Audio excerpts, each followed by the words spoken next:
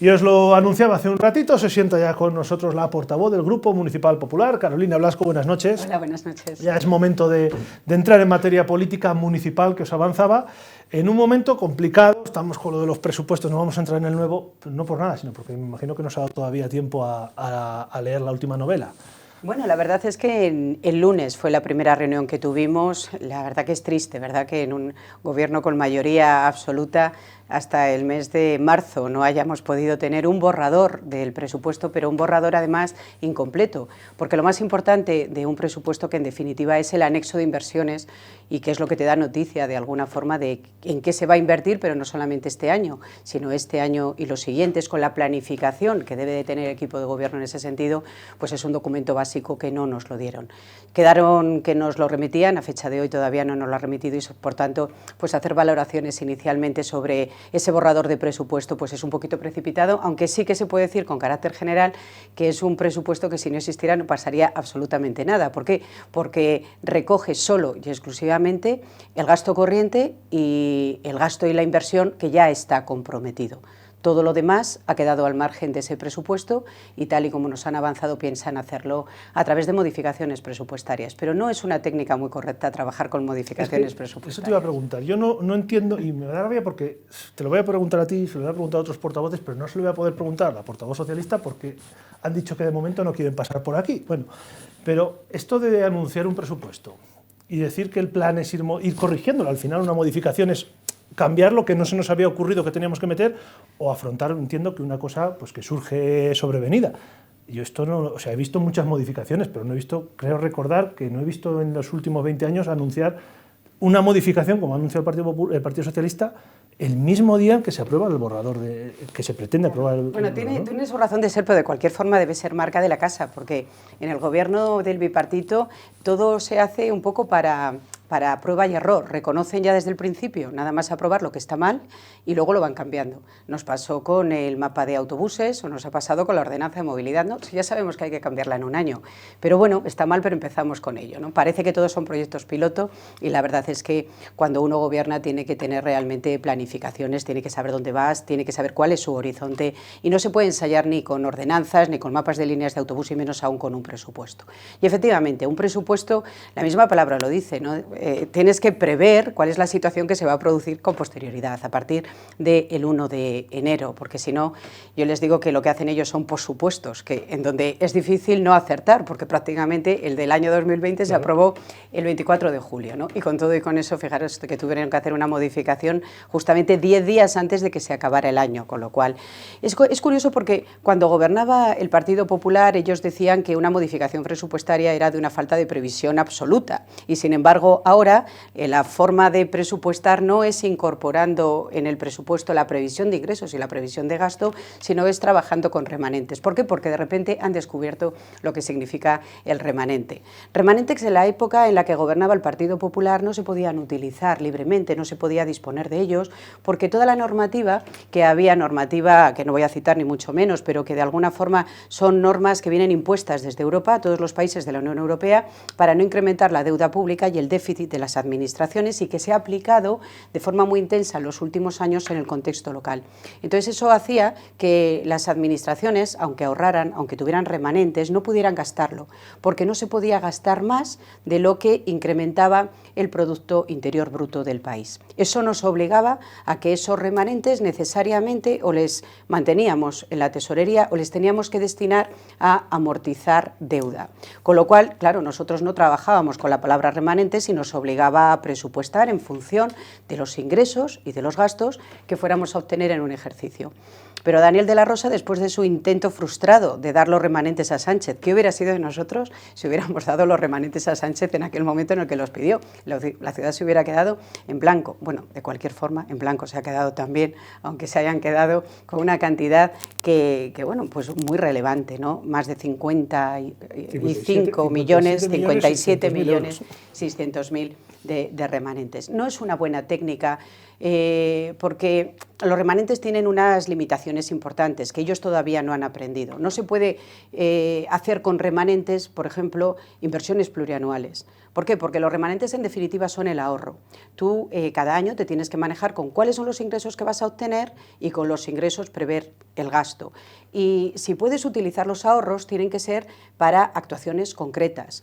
Con los ahorros no puedes tratar de hacer una inversión plurianual. ¿Por qué? Pues porque tienes los ahorros ese año, pero no sabes si los vas a tener y si le vas a poder dar continuidad en los ejercicios siguientes. Es decir, que la utilización de las remanentes pues tiene otras complejidades bueno, pues que no es fácil trabajar con ellos. Claro, a mí me queda... Más aún este año, te iba a decir, porque este año además la regla se ha eliminado, con lo cual parece que puedes usar más de lo que a lo mejor el año que viene vas a poder. Tiene esa complejidad adicional que por una parte es una ventana de oportunidad, pero por otra parte es muy complejo. ¿Por qué? Porque solamente se van a poder utilizar remanentes o se están pudiendo utilizar en el 2020 y en el 2021.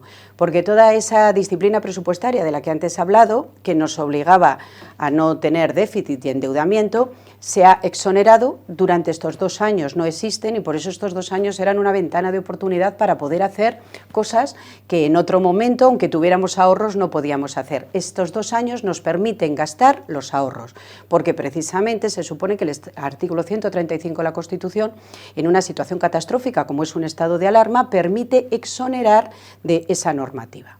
Entonces, en este contexto es una auténtica pena que se nos haya pasado un año en blanco, pero estemos ya en el camino de que el 2021 sea también otro año en blanco, pero completamente en blanco. ¿Por qué? Porque teníamos la oportunidad de poder hacer muchas cosas con esos ahorros que estaban limitados, pero tampoco podemos utilizar los remanentes para tratar de hacer cosas en el futuro. Tienen que ser inversiones que se vayan a producir en este ejercicio o como mucho en este ejercicio y finalizarse en el siguiente. Por eso, escuchar que toda la inversión va a ir con cargo a remanentes, pues empieza a dar miedo. ¿Por qué? Porque te pone en un contexto en donde te das cuenta que el equipo de gobierno no tiene capacidad de gestión presupuestaria, de gestión financiera, de planificación, y eso es muy grave, porque entonces vas al día a día, y el día a día normalmente te puede. Si no puedes planificar, y más en el contexto presupuestario, pues el día a día te puede, y ocurre lo que nos ha sucedido en el año 2020, que teniendo absolutamente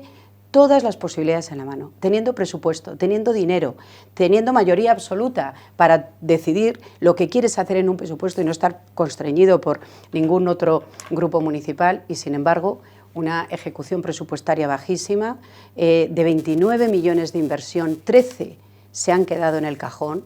Y claro, explicar a los ciudadanos ahora que en aspectos importantísimos, habiendo dinero, no se ha ejecutado, pues la verdad es que es complicado. ¿Pero esto no ha sido todo culpa del Partido Popular? Porque es lo que yo vengo escuchando a todo el equipo de gobierno. Bueno, incluso entrando en esa mayoría absoluta, donde ya da igual el Partido Popular o cualquier partido, porque se supone que tienes votos suficientes tanto en las comisiones como en el Pleno, todo ha sido culpa. Yo digo, bueno, pues voy a traer a Carolina y que pague aquí los platos ante la audiencia de lo mal que han hecho, porque son ustedes los enemigos de la ciudad. Sí, bueno, yo creo que la verdad es que sería muchísimo más interesante que hicieran autocrítica, que vieran realmente cuáles son los problemas y que vieran que el Grupo Municipal Popular tiene intención de gobernar el futuro, con lo cual es el primero interesado en que esta ciudad siga siendo una ciudad líder, que siga avanzando, que siga gestionando su presupuesto y sobre todo, insisto, en la oportunidad que está teniendo Daniel de la Rosa y Vicente Marañón en estos 2 años, y lejos de ser el enemigo de la ciudad, nosotros tratamos en las comisiones y en el Pleno, lo veis, de ser propositivos, y no solamente de eso, sino decir por dónde se están confundiendo y por dónde no hay que ir. Lo que pasa que ellos, eso que cuando estaban en la oposición lo hacían y parece que no importaba, ¿no? Criticar constantemente el Partido Popular en cualquiera de los ámbitos, buscar la crispación en cualquiera de los ámbitos. No hay que olvidar que nos trataron de hacer durante los 2 primeros años una moción de censura que luego se vio frustrada. Bueno, pues todo eso ellos no lo admiten. No lo admiten, y desde el principio todo lo que sea una mínima crítica a quien está en el gobierno es que el Partido Popular se ha convertido en el enemigo de la ciudad. No, el Partido Popular sabe perfectamente dónde va, dónde quiere ir, cuál es el proyecto que tiene para esta ciudad, sabe perfectamente que tiene que ser un partido responsable porque es un partido que quiere gobernar en el futuro, pero ellos son los que deben hacer autocrítica y entender que bueno, pues que nadie nace sabido en el contexto de la gestión municipal, pero que la humildad y posiblemente bajar la soberbia soberbia para afrontar proyectos conjuntos, pues sería la mejor de las direcciones a elegir. No hay consenso porque el Partido Socialista no quiere que haya consenso. Usted, por ejemplo, ayer sí dijo que vieron con una cierta voluntad, no sé si consenso no era la palabra, pero sí de aceptar ese planteamiento del Mercado Norte. Porque nosotros si viéramos una actitud positiva y no una actitud de rivalizar desde el momento, desde el primer día que entraron en el gobierno, ellos no justifican el por qué hacen o el por qué no hacen las cosas, ni siquiera por qué nos llaman mentirosos y por qué nos llaman difamadores. No, ellos simplemente arremeten contra el Partido Popular, no justifican, nunca hay datos, nunca hay absolutamente nada, porque su forma de gobernar no es gobernar, sino que es criticar a quien está ahora en la oposición. Se han convertido en la oposición de la oposición. Y el problema que tiene la ciudad de Burgos que es que tiene a la oposición en el gobierno. Pero no porque no puedan ser un partido de gobierno, sino porque ellos mismos no interiorizan que están en el gobierno y que ahora su objetivo no es criticar al Partido Popular, sino que su objetivo es gobernar. Y que cuando el Partido Popular hace propuestas, muchas veces las hace porque entiende que tiene que estar ahí, porque entiende que tiene que tender la mano y porque quiere que un proyecto salga adelante. El ejemplo del Mercado Norte yo creo que es un ejemplo pues, que sirve para esto. El otro día sí que vi cierta actitud en Daniel de la Rosa de decir, oye, con el Mercado Norte igual nos hemos confundido. Se han metido en una situación, y mira que lo tenían fácil, porque les dejamos hecho el concurso de ideas con el proyecto y el proyecto redactándose. Solamente que tenían que dar continuidad a un contrato que no fue fácil, porque de todos los concursos de ideas que nos han dicho que iban a hacer, 20 meses han pasado, todavía no ha pasado ninguno. Estamos viendo imágenes del concurso que se aprobó, la presentación que hicisteis los grupos precisamente hace 2 años y medio. Este es un proyecto que elegimos entre todos los grupos porque nosotros sí que éramos capaces, nosotros tuvimos de llegar a acuerdos con todos. Nosotros quisimos, en un momento determinado, porque había una inversión de 9,3 millones de euros, una inversión privada, dispuesta a transformar ese espacio con dinero de un particular que apostaba por un proyecto y, sin embargo, Daniel de la Rosa en aquel momento no lo consideró adecuado. Hizo todo lo posible, y esto hay que decirlo, en que ese proyecto no saliera adelante. Yo creo que él quería protagonizar un proyecto de estas características, sobre todo él estaba muy metido en el ámbito de los mercados y en el ámbito del comercio, era una de sus áreas, ¿no? Más relevantes, y de alguna forma pues buscó todos los inconvenientes posibles para que ese proyecto no saliera adelante.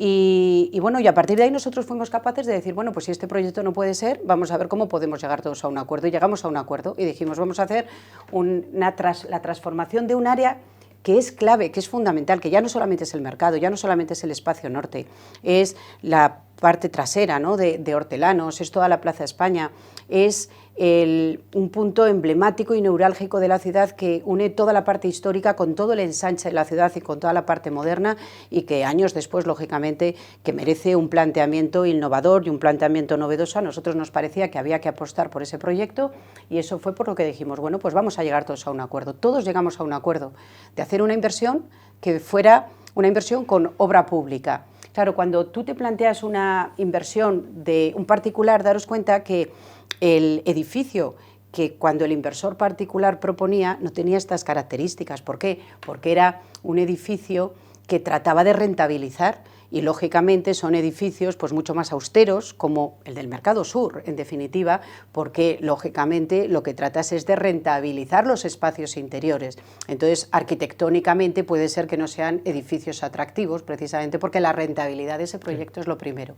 Pero claro, nosotros nos movíamos en un contexto donde no había para nada, pero cuando decidimos optar por este proyecto es porque decidimos optar por un proyecto que va a ser financiado con obra pública y con financiación pública de otras administraciones y del propio ayuntamiento. Con lo cual, esto ya es un primer inconveniente para que Daniel de la Rosa llegue y diga, no, que ahora cuando yo gobierno ya no quiero obra pública, ahora lo que quiero es sacar este proyecto para que los particulares vengan y lo exploten y les demos el edificio a cambio de esa inversión. Pero claro, esto desde el Partido Popular decís, a día de hoy pedirle a un particular que gestione y que explote el Mercado Norte o cualquier otra infraestructura es ciencia ficción.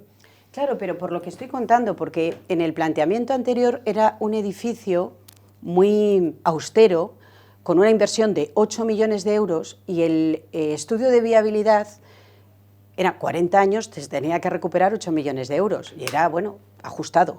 Bien, si resulta que este edificio, en lugar de 8 millones de euros, son 15 millones de euros, para cualquier interesado en rentabilizar un edificio de 15 millones de euros es mucho más complicado, ¿no? Es mucho más complicado rentabilizarlo. Entonces, por eso decía que cuando alguien se plantea hacer una concesión de obra, lógicamente no te planteas hacer un concurso de ideas para elegir el edificio que más te gusta, sino que lo haces con otro planteamiento completamente distinto. Es al revés, voy a hacer un estudio de viabilidad y voy a ver cuánto me puedo gastar en el edificio para que me resulte rentable. ¿Por qué? Porque cualquiera que haga el estudio a posterior de quienes quieran presentarse a ese concurso, pues lógicamente lo primero que van a hacer es números, y no es lo mismo tener que amortizar 8 millones de inversión que tener que amortizar 15 millones de inversión que inicialmente tienes que adelantar. Entonces, claro, el planteamiento es completamente distinto y por eso los cambios de opinión constantes de Daniel de la Rosa en esto y en otras 100.000 cosas de cuando estaba en la oposición y que estaba en el gobierno, pues son problemáticos. Bueno, pues por una parte porque pone de manifiesto que no se sabe dónde va él, pero no sabe dónde va la ciudad, y sobre todo porque un proyecto de estas características, que desde el punto de vista yo creo que de todos los grupos políticos y de cualquier ciudadano que se acerque a verlo, bueno, pues es un proyecto transformador, es un proyecto moderno, es un proyecto innovador. Bueno, la verdad es que reúne todas las características para que cualquiera apueste por él, y lo que nos estamos planteando no solamente ya es este problema inicial que te planteaba de 15 millones, más la urbanización, más el mercado provisional, es mucha inversión para cualquiera que quiera cometer un proyecto de estas características y rentabilizarlo, sino también porque vemos que el equipo de gobierno está totalmente perdido. Ya no solo la anterior concejal, Dolores Ovejero, sino la actual de Ciudadanos, Rosa Niño. Bueno, claro, es que les llevamos 20 meses pidiendo explicaciones sobre este proyecto. Nos han dicho que quiere que sea de forma distinta, que quiere que sea con concesión de obra, pero es que no se ha dado ni un paso adelante en 20 meses. Es que le he escuchado a usted y cada retraso son lustros. O sea, claro, ha hablado claro. de un retraso de 5 años, desde 2015 creo que fue cuando se votó por parte del PSOE contra, digamos, la iniciativa inicial. Y ahora otro retraso nos podría volver a poner en irnos a otra legislatura o a otras 2 legislaturas sí, casi. Sí, por supuesto, porque ya preguntamos el otro día que cuánto era el plazo de ejecución de este proyecto, del proyecto que ahora, una vez que tengamos el proyecto definitiva. Es un proyecto que son varios proyectos, claro. Pero esa es otra de las cosas con lo que nosotros no estamos muy de acuerdo, de hacerlo todo de forma separada. Pero bueno, por partes, el plazo de ejecución de un proyecto de estas características, a nada, en el mejor de los casos, que todo salga bien, son 4 años.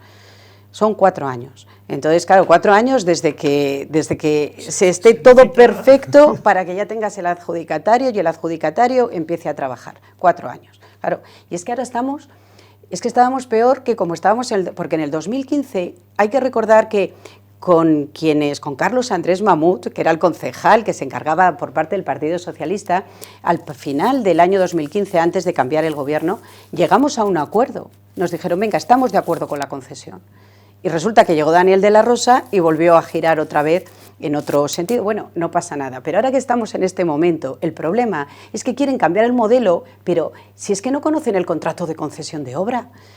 Si es que el otro día decían, bueno, ahora vamos a buscar un promotor. ¿Pero cómo vas a buscar un promotor? Si ya no puedes buscar un promotor, si tú vas a concursarlo, lo que tienes que hacer es concursar el proyecto definitivo y el promotor tiene que salir del concurso, no te puedes ir a buscar el promotor. Claro, eso te da idea de por dónde estamos, ¿no? Y entonces, claro, estamos en un patatal, pero un proyecto que, por otra parte, yo creo que todos los grupos municipales, pero cualquier ciudadano que se acerque a conocerlo en un poco más detalle, ve, como digo, que es un proyecto transformador y que no podemos desaprovechar la oportunidad que, como bien decías antes, en este momento, la exoneración de las reglas fiscales nos permita utilizar los remanentes que han salido del presupuesto del 2020 y que va a haber libres.